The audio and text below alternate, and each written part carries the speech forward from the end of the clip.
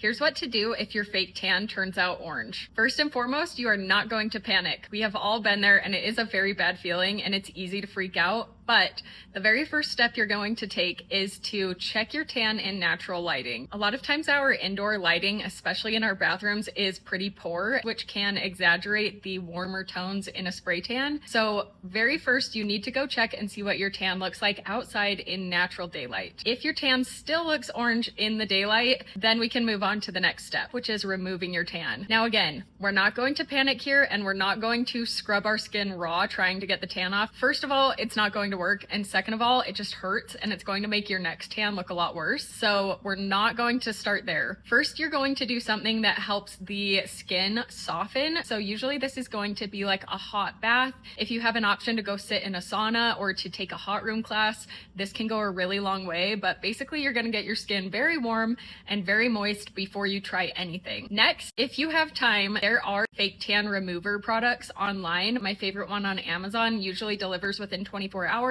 So you can order that and you apply this to your skin and then use it to exfoliate. When you exfoliate, I highly recommend getting a high quality glove, and if possible, use a new one instead of an old one. You're going to put the mitt on in the shower and you're going to rub in very gentle circular motions to remove the tan. This will be expedited if you can get the tan removal product from Amazon, but even if you can't or you don't have time for it to arrive, don't worry, this exfoliation step is what matters the most. Unfortunately, this is usually a step that cannot be rushed, so don't necessarily expect to get the entire tan off of your body overnight. You need to be a little bit patient with it, and you also need to make sure that the entire tan is removed before you try to apply another one. In order to prevent this in your next tan, there are a few things that you can do. The first is picking the right color for your skin tone. You need to learn if you have a cool, warm, or neutral undertone to your skin. Here are a few signs you can look for. If you have a cool undertone, you might describe your natural skin tone as more pink or blue rather than like olive or bronze. You also might be someone who sunburns really easily, and silver jewelry might look better on you than gold. Now, all the opposite are true if you have a warm skin tone. You probably tan naturally a lot more easily. You probably look good in really warm, rich colors like olive green or